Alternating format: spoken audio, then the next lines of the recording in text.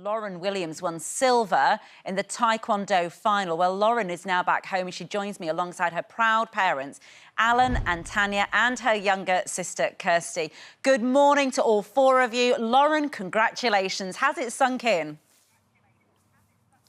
Thank you. Hi. No, it hasn't. No, I think the whole experience itself was very, unique in itself. And I think it just felt like such a normal competition. It's only now I've come back, kind of realise what I've done, but it surely hasn't sunk in completely yet. I think it will do. Are you sounding a little bit hoarse this morning because you've been screaming with excitement? Yeah, so I lost my voice the couple of days after I fought, and then I was obviously supporting the rest of our teammates, so I was screaming and... yeah, I was just in a bad way, but I am recovering. Well, it's brilliant. I mean, we must say as well, we've got this amazing video from when your family were... I mean, the agony... Come on, lad! It's... Come on, lad! Yeah, that was a bit passionate, that was. Can't look, people are walking away. And then finally, the celebration.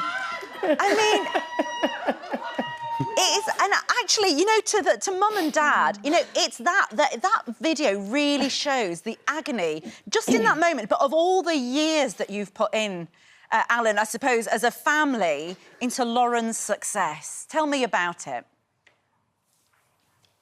Well, we always knew from an early age that Lauren had something, and I think perhaps through some of the video footage that you may have seen, we sort of was enthralled by the passion of Lauren, and we just had to go with it.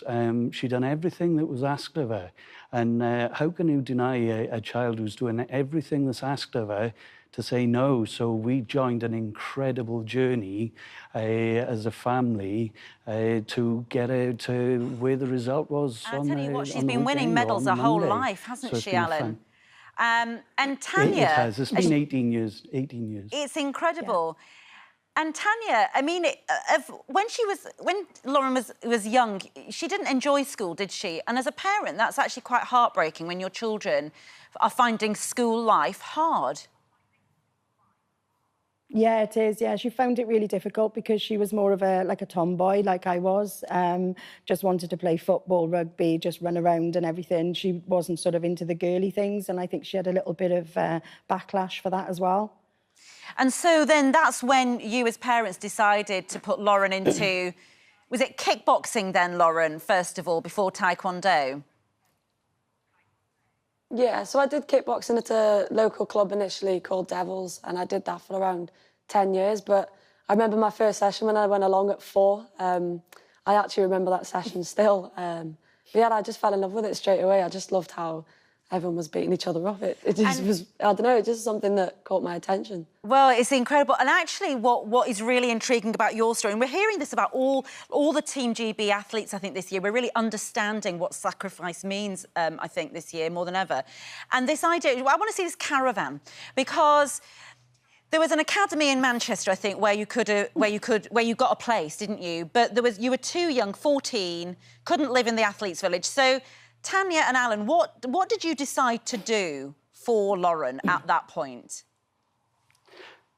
Well, we was always brought up on caravan holidays, and the opportunity presented itself, but there was a slight barrier of the age, as you've mentioned. So I looked at Tanya and I said, how can we overcome this? And it was a joint suggestion. Do you know what? We'll just pitch a caravan in Manchester. Now, Manchester being a city, we had to look for a caravan site, and the nearest caravan site that was suitable was about 20 miles away in Littleborough. So at about 4 o'clock in the morning, when I finished a particular shift, I said, right, I need to go. I went to Manchester, and within 8 hours of searching around the Manchester area, we found a home for the next 18 months where we could pitch the caravan, which I think we've got pictures of. So it was, Tanya, so Lauren, for you lived in a caravan with your mum for almost 2 years whilst you were training to become what would be an Olympic champion. It's an incredible story, isn't it? Yeah, I think... at the time it was quite overwhelming. I think for a 14-year-old, I was just excited at the fact I was going to be on a permanent holiday, or that was what it felt like at the time. But then obviously as the dust settled, we started figuring, like, you know, it just felt a bit weird and strange, and it was just quite an isolated experience, really. We separated the family.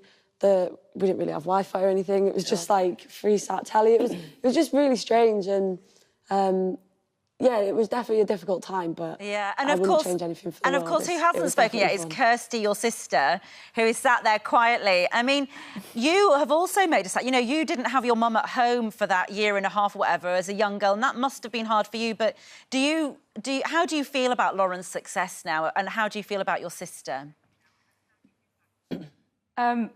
Immensely proud, you know, and the videos definitely show that, with me bawling my eyes out. I couldn't hold it together at all.